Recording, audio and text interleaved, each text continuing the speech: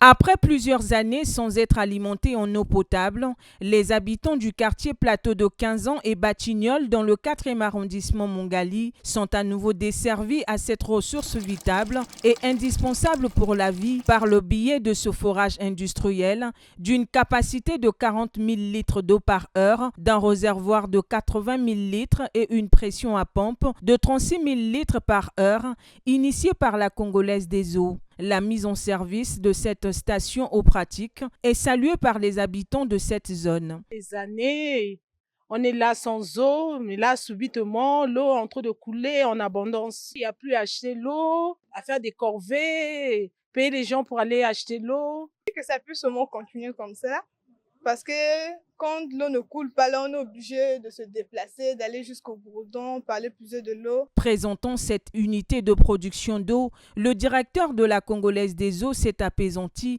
sur la constitution de cet ouvrage.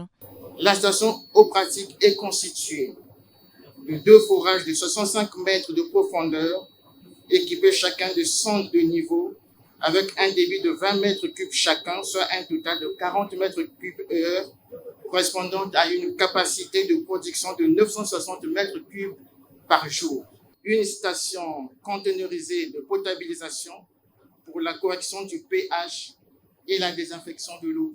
La mise en service de stations eau pratique pour les membres du gouvernement émane de la volonté du président de la République afin de résorber l'épineuse question de la desserte d'eau potable. La situation pérenne en eau potable de la ville de Brazzaville est à maturation dans le cadre du plan Mattei, conçu et mis en œuvre par les plus hautes autorités du Congo et de l'Italie.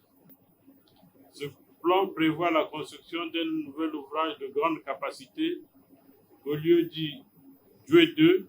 On espère simplement, comme je l'ai dit, au cadre de la LCDE et prenant à témoin les autorités locales, que les stations eau pratique ne vont pas ressembler aux stations eau pour tous où les citoyens inciviques se sont permis de poser des actes antipatriotiques au point d'avoir tout détruit malgré tout l'investissement réalisé par le gouvernement, tel que cela a été rappelé par le président.